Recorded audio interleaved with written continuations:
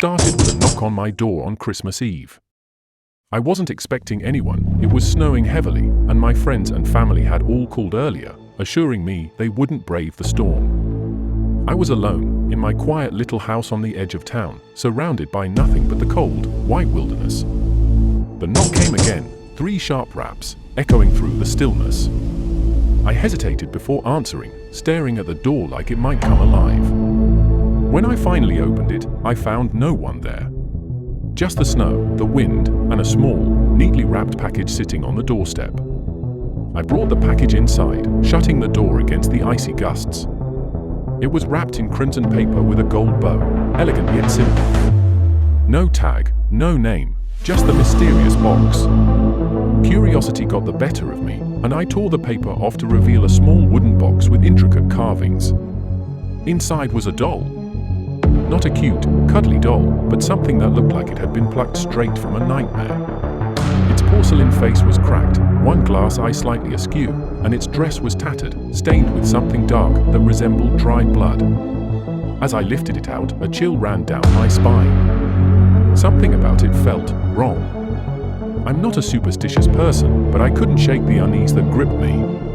I placed the doll on a shelf in the living room, intending to forget about it. But that night, I couldn't sleep. Every creak, every whisper of wind against the window seemed amplified.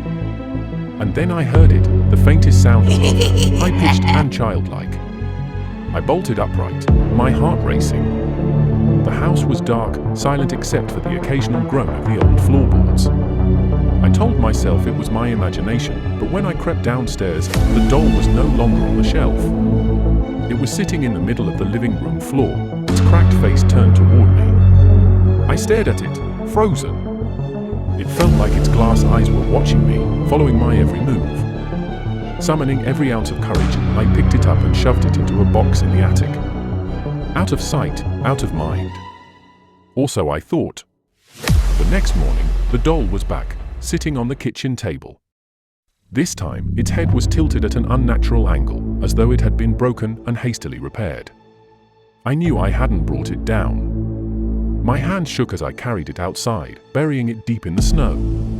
But when I returned to the house, there it was, sitting on my bed. Panic set in. I tried burning it in the fireplace, but the flames seemed to avoid it, dancing around the edges without ever touching it. Desperate, I drove to the nearest town and tossed the doll into a dumpster. As I sped away, I felt a wave of relief. But that night, it was back, sitting in my rocking chair, gently swaying as though an invisible force pushed it. The whispers started after that. Soft, unintelligible murmurs that grew louder every night. I'd wake up to find scratches on the walls, cryptic messages scrawled in what looked like ash. Mine. Forever. The doll's face seemed to change too, its twisted grin growing wider, its eyes more lifelike. By Christmas morning, I was a wreck, my nerves frayed to the breaking point. The whispers had turned into screams, echoing through the house. I couldn't take it anymore. Grabbing a hammer, I smashed the doll to pieces. But as the shards hit the floor, the screams stopped, replaced by a deep, guttural laugh. I haven't slept since. Every time I close my eyes, I see it, the doll, whole again, waiting for me. And I know it's only a matter of time before it comes back.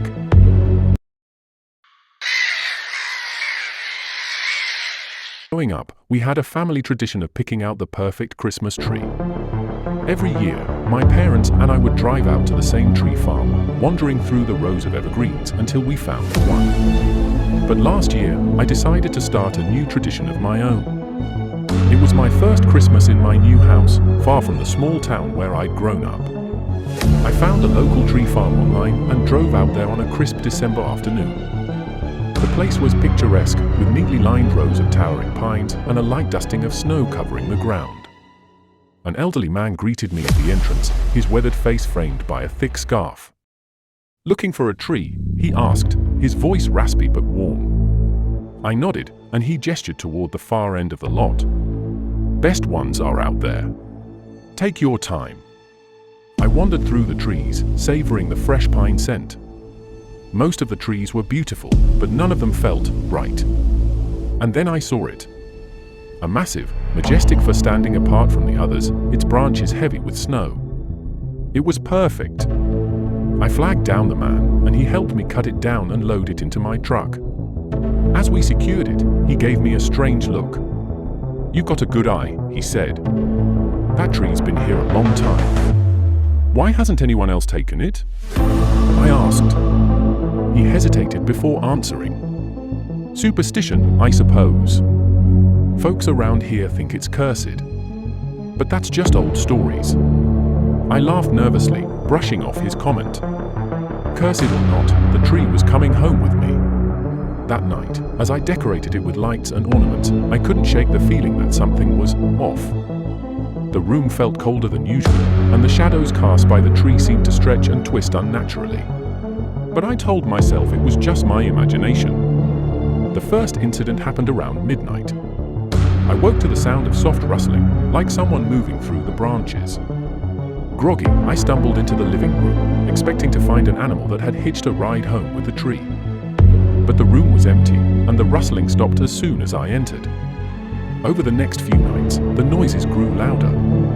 Scratching, whispering, faint giggles that made my skin crawl. The tree seemed to move. Ornaments would shift positions, and the lights would flicker, even when the rest of the house stayed bright. One morning, I found deep gouges in the wooden floor beneath the tree, as though its roots had grown and clawed into the ground. I tried ignoring it, convincing myself it was all in my head. But on Christmas Eve, everything escalated. The whispers became voices, clear and menacing. "You took me. You can't escape." The shadows around the tree writhed, taking on grotesque shapes. Terrified, I decided to get rid of it. Dragging the tree outside, I doused it in lighter fluid and set it ablaze. As the flames consumed it, the voices turned into screams, piercing and inhuman. And then, just as suddenly as they started, they stopped. The tree was gone, reduced to ash. But the house hasn't felt the same since. The shadows linger, and sometimes, late at night, I still hear the whispers. I think I brought something back with that tree, something that doesn't want to leave.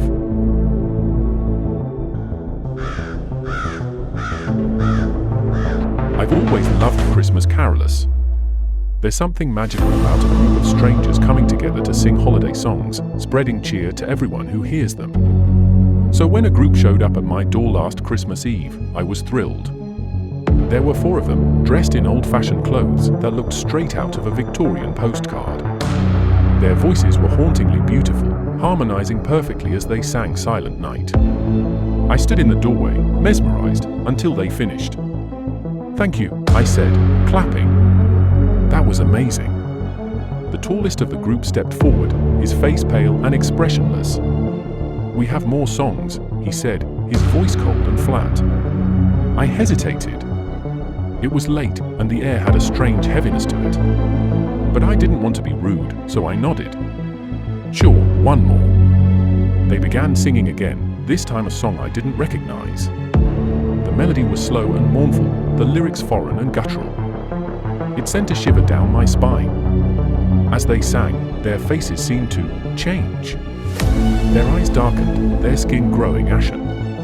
The air around them grew colder, and I realized my breath was visible in the doorway. "I think that's enough," I said, my voice trembling. But they didn't stop. Their voices grew louder, more discordant, echoing in my ears until I thought my head would split. Slamming the door, I locked it and backed away, my heart racing. But the singing didn't stop. It grew louder, as if they were inside the house. I checked every room, every corner, but I was alone. Yet the music followed me, filling every space. By morning, the singing had stopped, but the house felt wrong. The mirrors were all cracked, the lights flickering uncontrollably. And outside, in the snow, I found footprints leading to my door. Facets deep and unmistakable. But that was only the beginning. Over the following days, I began noticing strange things around the house. Doors would open and close on their own. The faint sound of footsteps echoed in the hallway at all hours of the night. The caroler song played faintly in the background of everything I did, like a radio station I couldn't turn off. It was maddening. One night, I woke up to find my bedroom door wide open. Standing at the end of the hallway were the carolers.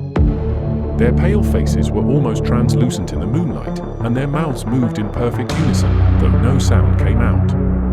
I froze, too terrified to move. Slowly, they began walking toward me, their feet gliding soundlessly across the floor. I slammed the door shut and locked it, but I could still hear them outside, their haunting melody growing louder. Desperate, I barricaded myself in the room, stacking furniture against the door. But the song seeped through the walls, growing louder and louder until I thought my eardrums would burst. When I finally emerged the next morning, the house was in shambles. The walls were covered in strange, dark symbols, and every mirror was shattered. On the dining table, I found a note written in elegant, old-fashioned script. It read, "We will return." I left the house that day and never went back.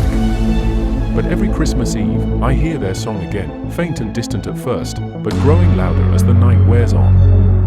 And I know, no matter how far I run, they will find me. They always do.